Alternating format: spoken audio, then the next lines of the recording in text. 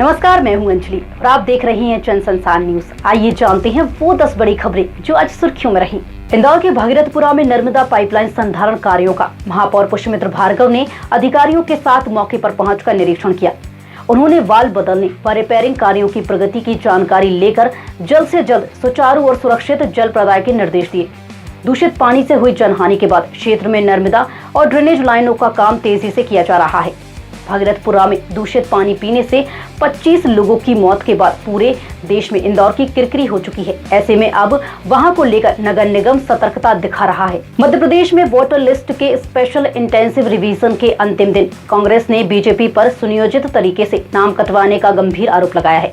प्रदेश कांग्रेस अध्यक्ष जीतू पटवारी ने प्रीटेंड फॉर्म 7 को लोकतंत्र पर हमला बताते हुए चुनाव आयोग से तत्काल जांच और कार्रवाई की मांग की है।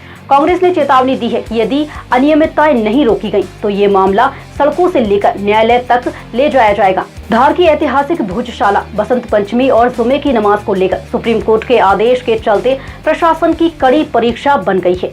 अदालत के निर्देश अनुसार पूजा पूरे दिन और दोपहर 1 से 3 बजे तक नमाज होगी, जिसको लेकर भारी पुलिस बल और हाईटेक निगरानी तैनात है। वहीं प्रशासन और दोनों समुदायों ने शांति व कानून व्यवस्था बनाए रखने की अपील की है। भोपाल के एमपी नगर में प्रस्तावित खाद्य भवन निर्माण के लिए करीब 150 पुराने पेड़ों की कटाई के विरोध में कर्मचारी और पर्यावरण प्रेमी सड़क पर उतरे। गुरुवार को पेड़ों से चिपको आंदोलन किया गया और काली पट्टी बांधकर विरोध दर्ज कराया गया। आंदोलनकारियों का कहना है कि सिर्फ एक विभाग के लिए करोड़ों खर्च और 50 साल पुराने पेड़ों की कटाई उचित नहीं है। मध्य प्रदेश में एसआईआर के दौरान कटे वोटरों के नाम दोबारा न जोड़ने से सरकार और बीजेपी संगठन की चिंता बढ़ गई है। चुनाव आयोग के आंकड़ों के मुताबिक मंत्रियों की सीटों पर कटे वोटों के मुकाबले सिर्फ 10 से 17% तक ही नए आवेदन आए हैं। स्थिति ये है कि बीजेपी के मजबूत माने जाने वाले बूथों का गणित भी बिगड़ता नजर आ रहा है। मध्य प्रदेश में मावठा और कोहरे के बाद सर्दी और बढ़ने वाली है। मौसम विभाग के अनुसार 23 जनवरी को 7 जिलों में बारिश और 25 जनवरी से तापमान में 2 से 3 डिग्री गिरावट होगी। उत्तर भारत से सक्रिय मौसम प्रणालियों के असर से ग्वालियर चंबल अंचल में कोहरा और हल्की बारिश के आसार हैं। मंदसौर प्रदेश का सबसे ठंडा जिला रहा, जबकि ग्वालियर, भोपाल, इंदौर सहित बड़े शहरों में भी ठंड का असर बना हुआ है। उज्जैन के चक्रतीर्थ शोक सभा स्थल का सौंदर्यीकरण कर एलईडी स्लाइड शो और साउंड सिस्टम के जरिए आध्यात्मिक अनुभव दिया जाएगा।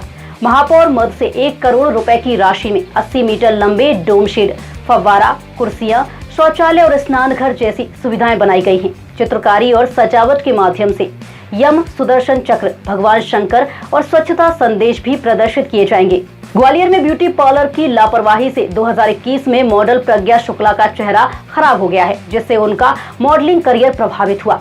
इलाज और सर्जरी तक की नौबत आने के बाद प्रज्ञा ने उपभोक्ता फोरम में मामला दर्ज कराया। फोरम ने 18 जनवरी 2026 को पार्लर संचालक पर 20,000 रुपए का जुर्माना और 2,000 रुपए कोर्ट खर्च का आदेश दिया। कटनी में पीपीपी मॉडल पर बने मेडिकल कॉलेज का 23 जनवरी को शिलान्यास केंद्रीय मंत्री जेपी नड्डा की व्यस्तताओं के कारण स्थगित कर दिया गया। 20 जनवरी को सामाजिक और राजनीतिक संगठनों के विरोध में शहर बंद रहा था, जिसमें व्यापारी और नागरिक भी शामिल हुए। वहीं प्रशासन ने नई तिथि तय नहीं की है और इस पर विचार जारी है। अशोकनगर में श्रीमद् भागवत कथा के शुभारंभ से पूर्व 22 जनवरी को कलश यात्रा निकाली गई, जिसमें हजारों श्रद्धालु शामिल हुए। युगल सरकार मंदिर प्रांगण में 23 जनवरी से 29 जनवरी तक सुप्रसिद्ध कथा व्यास यशवंत मिश्रा द्वारा कथा का आयोजन होगा। कथा प्रतिदिन दोपहर 1 बजे से 4 बजे तक चलेगी, जिसमें सभी धर्म प्रेमी श्रद्धालु सपरिवार सम्मिलित होंगे। फिलहाल आज बड़ी खबरों में इतना ही। कल फिर होगी मुलाकात, तब तक के लिए देखते रहिए जन संसार न्यूज। धन्यवाद।